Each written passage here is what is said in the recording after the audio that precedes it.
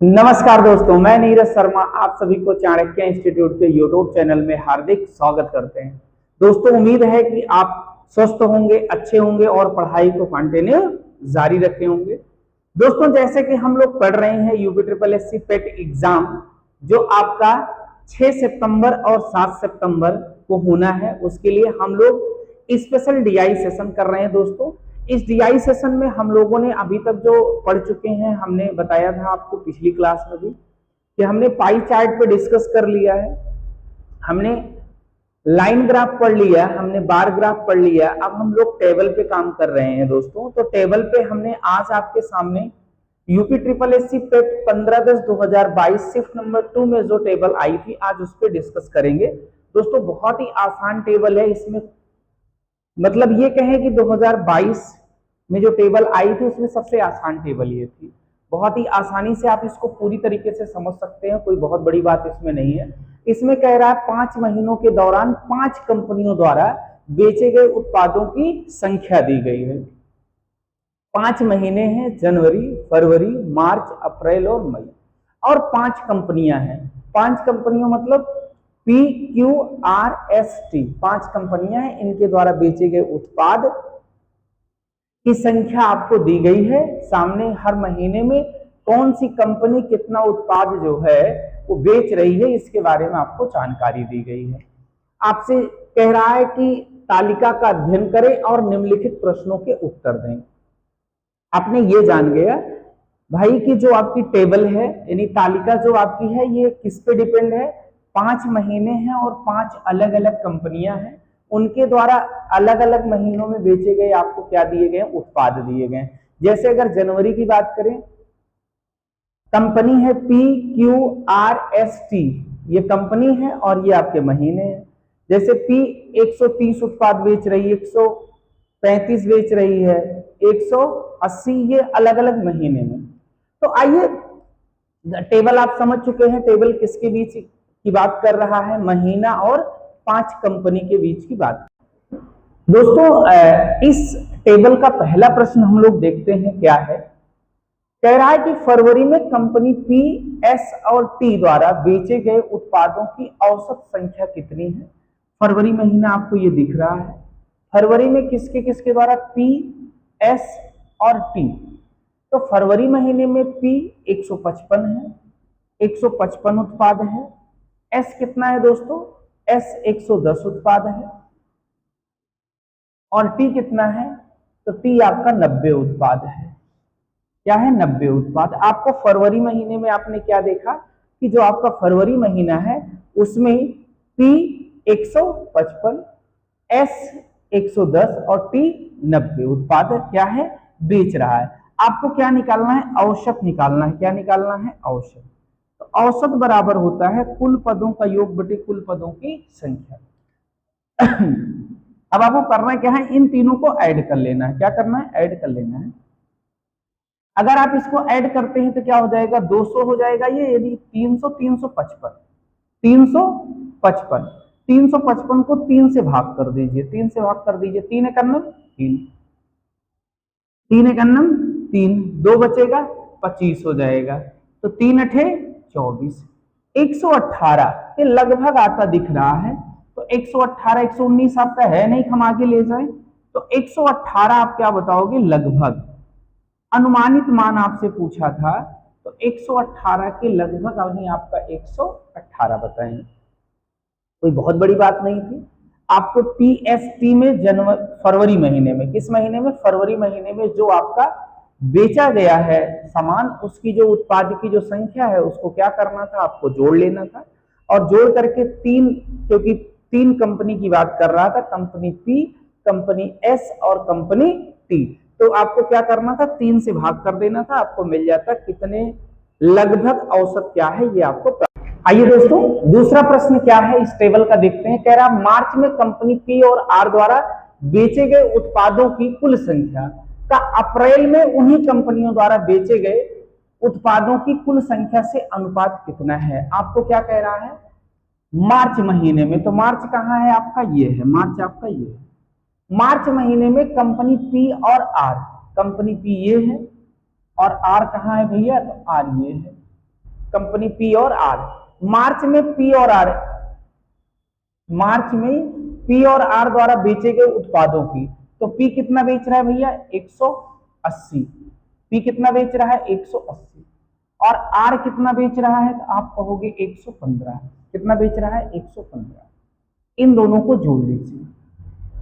आगे क्या कह रहा है, उत्पादों की कुल संख्या का अप्रैल महीने में, मार्च में पी और आर का जो उत्पाद है, जो बेचा गया उत्पाद है उसका योग का अप्रैल महीने में उन्हीं कंपनियों का। अब अप्रैल में देखिए, अप्रैल ये है, उन्हीं कंपनियों की बात कर रहा है, यानी पी और आर की। ये कितना है 160 है और आर कितना है 240 है, तो 160 और प्लस 240, इसके बीच क्या बताना है, अनुपात बताना है। बस बहुत आसान बात कह रहा था। क्या कह रहा था, कह रहा था कि मार्च महीने में कंपनी पी और कंपनी आर द्वारा बेचा गया जो उत्पाद है, और अप्रैल महीने में पी और आर द्वारा जो बेचा गया उत्पाद है उसका रेशियो क्या है, तो ये क्या है मार्च महीने का, ये क्या है अप्रैल महीने का। इसको जोड़ोगे तो कितना आ जाएगा 295, और जब इसको ऐड करोगे तो कितना आ जाएगा 200, 300, 400 हो जाएगा। कितना हो जाएगा 400। अब इसको क्या करिए 5 से काट लीजिए, 5 25, 4 बचेगा तो कितना हो जाएगा 45, 5 9 45, 5 8 40, 5 59 61:80, यानी कि आपका पहला ऑप्शन क्या है वो राइट आंसर है। बहुत आसान प्रश्न था। आपसे क्या पूछ रहा था तो आप देख ही रहे हैं, एकदम स्पष्ट था। मार्च और अप्रैल महीने में कंपनी पी और आर द्वारा जो उत्पाद बेचे गए हैं दोनों को जोड़ लीजिए, मार्च महीने का और अप्रैल महीने का, और उनके बीच क्या निकाल लीजिए, अनुपात निकाल लीजिए। बस जोड़ करके क्या करना है, काट लेना है, आपका आंसर। तो आइए दोस्तों तीसरा प्रश्न देखते हैं इस टेबल का क्या है। कंपनी एस द्वारा बेचे गए उत्पादों की संख्या में जनवरी से अप्रैल तक लगभग कितने प्रतिशत की वृद्धि हुई है। किस कंपनी द्वारा, कंपनी एस। कंपनी एस कहां है तो आप देखिए कंपनी एस ये है। कंपनी एस द्वारा कह रहा है कि जनवरी में कंपनी एस कितना है भैया 85 उत्पाद बेच रही। कितना बेच रही 85। जनवरी से अप्रैल तक, अप्रैल में कंपनी एस कितना बेच रही भैया तो आप कहोगे 140 है। कितना है अप्रैल में 140 है, 140। कह रहा था कि एस द्वारा, कंपनी एस द्वारा जनवरी में, तो जनवरी में कितना उत्पाद बेचा गया है 85, और अप्रैल में कितना बेचा गया है 140। कह रहा है कि अप्रैल तक लगभग कितने परसेंट की वृद्धि हुई, आपको बताना है वृद्धि कितनी हुई है। तो जरा इसको सरल कर लीजिए 5 से, 5 एकम 5, 3 बचेगा, 5 सत्ते 35, इसको 5 से काट लें, 5 दूनी 10, 4 बचेगा, 5 अठे 40। अब इससे कितना अधिक हुआ है, 17 से 28 हुआ है, 8 3 11 बढ़ गया। कितना बढ़ गया 11। तो प्रतिशत वृद्धि आपको बताना है, कितने परसेंट की वृद्धि हुई ये बताना है। वृद्धि किस पे हुई है 17 पे हुई है। कितने की हुई है 11 की, तो 11/17 गुणे 100। वृद्धि कितने की हुई है 11 की, किस पर हुई है 17 पर, तो 11/17 गुणे 100। तो आप कहोगे ये सर हो जाएगा 1100/17। अब 17 की टेबल पढ़िए, 17 छक्का 102। अब आपके पास क्या बचेगा 8, 0, 17 चौका 68, 17 चौका 68। अब आप देखो 64 आपको दिख रहा है, 64 दिख रहा है ना, तो आपका सी ऑप्शन क्या हो जाएगा, राइट आंसर हो जाएगा। अब आगे आपको पूरा डिवाइड करने की जरूरत ही नहीं। 6 के बाद इसलिए नहीं क्लियर हो सकता क्योंकि 6 2 जगहों पे था, तो ये दोनों तो कैंसिल हो जाते हैं। लेकिन आपको ये देखना था कि 6 के बाद क्या आएगा, तो 6 के बाद क्या आया 4 आया, तो ये वाला भी कैंसिल हो गया। यानी 64.71% की क्या हुई है, वृद्धि हुई है, आप बता सकते हैं। कंपनी एस में जनवरी से लेकर के अप्रैल तक जो वृद्धि हुई है वो 64.71% की हुई है। हम उम्मीद करते हैं कि ये भी प्रश्न आपको बहुत अच्छे से पूरी तरीके से दोस्त। आइए दोस्तों चौथा प्रश्न देखते हैं क्या है। कह रहा कंपनी टी द्वारा मार्च अप्रैल और मई में बेचे गए उत्पादों की कुल संख्या में से 32% माइल्ड स्टील से बने थे। मार्च अप्रैल और मई में स्टोर टी द्वारा बेचे गए माइल्ड स्टील उत्पादों की कुल संख्या कितनी थी? तो दोस्तों आपको देखना क्या है, तो आपको देखना है कि टी कहां है, ये है। तो टी में कह रहा है कि मार्च अप्रैल और मई, तो टी में आप देखो मार्च में कितना है, आप कहोगे 120 है, अप्रैल में 165 है और मई में कितना है 165। तो आपको मार्च अप्रैल और मई तीनों जोड़िए जरा, कितना है, 1 2 300 हो गया, 300 हो गया, और ये 65 और 65 130 हो जाएगा, 130 और 20 क्या हो जाएगा 150, यानी 300 450 हो गया। कितना हो गया 450 उत्पाद क्या हुए हैं, बेचे गए हैं। कंपनी टी में मार्च अप्रैल और मई में कितने उत्पाद बेचे गए हैं, तो आप कहोगे एक 450। 450 कहां से आया, तीनों को ऐड कर लिया गया। अब आपको कह रहा है इसमें 32% माइल्ड स्टील से बने हैं।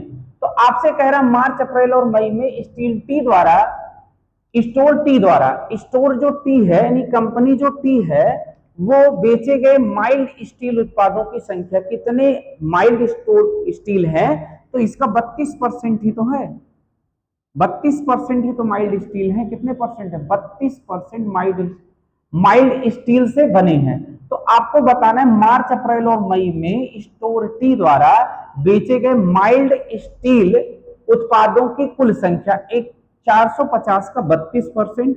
अब आपको क्या करना है, 0 से 0 काट लेना है, 5 दूनी 10, 5 9 2 से काटोगे 16 नवैया 144, 16 नवैया 144, यानी कि बी ऑप्शन आपका क्या हो जाएगा, तो राइट आंसर हो जाएगा। इसमें भी कुछ भी नहीं करना था, आपको केवल कंपनी टी स्टोर टी को पकड़ना था और मार्च अप्रैल मई का जोड़ लेना था। इसमें 32% क्या था, माइल्ड स्टील था, वही 32% आपको निकालना था, आपका आंसर। आइए दोस्तों इस टेबल का 5वां और अंतिम प्रश्न देखते हैं क्या है। कंपनी क्यू द्वारा जनवरी और मई में मिलाकर बेचे गए उत्पादों की कुल संख्या और समान महीने में कंपनी आर द्वारा बेचे गए उत्पादों की कुल संख्या के बीच का अंतर कितना है। तो दोस्तों आपको करना क्या है, कंपनी क्यू को देखना है। कंपनी क्यू कहां है, ये है। कंपनी क्यू में जनवरी और मई में, कंपनी क्यू जनवरी में 80 उत्पाद बेच रही है और मई में 120 उत्पाद बेच रही है। यानी कंपनी क्यू की अगर हम बात करें तो कंपनी क्यू जनवरी और मई में 120 और 80 मिला करके 200 उत्पाद बेच रही है। आगे कह रहा है कुल संख्या मिल गई, आगे कह रहा और समान महीने में, समान महीने का मतलब यह है इसी जनवरी और मई की ही बात कर रहा है। किसकी बात कर रहा है, जनवरी और मई, समान महीनों में कंपनी आर द्वारा, कंपनी आर कहां है, ये है। कंपनी आर द्वारा बेचे गए उत्पादों की कुल संख्या के बीच का अंतर समान महीने में, जनवरी आर, जनवरी में आर द्वारा कंपनी आर 155, मई में 130, 155 और 130 जब आप जोड़ोगे तो ये हो जाएगा 285। कितना हो जाएगा, 285। कंपनी आर द्वारा समान महीने में 285 उत्पाद बेचे गए। आपने बहुत आसान चीज है जो पूछा है, कह रहा है कि क्यू द्वारा जनवरी और मई में, तो क्यू द्वारा जनवरी और मई में जो उत्पाद बेचे गए थे उनको जोड़ लिए, समान महीने में कंपनी आर द्वारा जो बेचे गए थे उनको जोड़ लिया गया। इनके बीच का अंतर पूछ रहा है, तो अंतर कितना आ जाएगा, 285 में से 200 घट जाएगा तो कितना अंतर आ गया, 85, यानी कि आपका सी ऑप्शन राइट आंसर। हम उम्मीद करते हैं दोस्तों कि 5 के पांचों प्रश्न बहुत ही आसान थी। ये कह सकते हैं कि सबसे आसान टेबल 2022 में अगर कोई आई थी तो वो टेबल यही थी, और बहुत ही इजीली आप 5 के पांचों इसमें सवाल का आंसर देख लिए, जिसमें बिल्कुल टाइम नहीं लगा और बहुत ज्यादा कैलकुलेशन भी नहीं है इस डीआई में। तो उम्मीद करते हैं कि आपको बहुत अच्छे से पूरी तरीके से स्पष्ट हो गया है। दोस्तों मिलते हैं नेक्स्ट सेशन में, तब तक के लिए हम उम्मीद करेंगे कि आप स्वस्थ रहेंगे, मस्त रहेंगे और पढ़ाई को लगातार जारी रखेंगे। दोस्तों आपको लगातार प्रैक्टिस अब आप बढ़ाइए डीआई पर, क्योंकि आपका एग्जाम धीरे धीरे अब नजदीक, बहुत कम समय बचा हुआ है। तो अब इतना कम समय है क्योंकि आज आपका 25 आज 25 अगस्त है, तो 25 अगस्त है मतलब कि अब आप ये कह सके आपके पास 10 दिन आपके हाथ में है, तो अब आपको क्या करना है कि प्रैक्टिस को बढ़ा देना है। और डीआई आपको 20 में 20 अगर सही करना है तो आपको प्रीवियस ईयर तो पूरा करना ही करना है, और नए सवालों को भी प्रैक्टिस करिए। जितना ज्यादा आप प्रैक्टिस करोगे उतना ज्यादा वहां आपके सवाल जल्दी सही हो जाएंगे। और अगर आपने 20 में 20 सही कर लिया और 5 आपका जो अर्थमेटिक्स आता है उसको आपने सही कर लिया, तो दोस्तों यदि आप 25 नंबर यहां से लेकर के जाते हो तो आप 75 और 80 के आसपास पहुंच जाएंगे। और 75 या 80 के आसपास 75 प्लस आप पहुंच जाते हैं, यानी 80 अगर आप समथिंग समथिंग टच कर जाते हैं तो आपका पेट का बहुत अच्छा स्कोर माना जाएगा। अब वो पेपर के अकॉर्डिंग भी डिपेंड करेगा, क्योंकि पिछले 2023 में तो क्योंकि डीआई बहुत कठिन आ गई थी इसलिए थोड़ा सा डाउन गया था जो है मामला। तो आपको ये देखना है ना कि आपको पेपर के अकॉर्डिंग डिपेंड करेगा। अगर पेपर जो है टफ आता है, अगर पेपर टफ आ जाता है तब ये मान के चलिएगा कि पेट का जो स्कोर होगा वो कम से कम चल जाएगा। लेकिन यदि पेपर अच्छा आता है, ठीक ठाक लेवल पे आता है कि बच्चे डीआई को अटेम्प्ट कर ले जाते हैं, नंबर तो यहीं से उठेगा, 20 नंबर डीआई और 5 क्वेश्चन अर्थमेटिक्स। अगर ये 25 सही होते हैं तब जान लीजिए कि स्कोर उठने के चांस रहते हैं दोस्तों। अगर ये 25 सही नहीं होते हैं तो स्कोर ज्यादा उठने के चांस नहीं रहते। तो सब कुछ डिपेंड करेगा आपके डीआई पर दोस्तों। अगर डीआई आप बेहतर कर ले जाते हैं तो आपका 75 आराम से आएगा, और अगर आप 75 प्लस करते हैं, अगर पेपर का लेवल ठीक ठाक रहता है तो बहुत हाई लेवल ना दिया जाए डीआई तो आप ये मान चलिए कि आप लेखपाल या आने वाली जो भी भर्ती होगी उसके लिए आप एलिजिबल रहेंगे दोस्तों। तो लग जाइए, जो भी समय बचा है उसको ज्यादा से ज्यादा जो है आप प्रैक्टिस बढ़ा लीजिए, डीआई मूल हथियार बना लीजिए। अगर ये बेहतर तो मेरे दोस्तों सब बेहतर हो जाएगा। जय हिंद प्यारे साथियों, मिलते हैं नेक्स्ट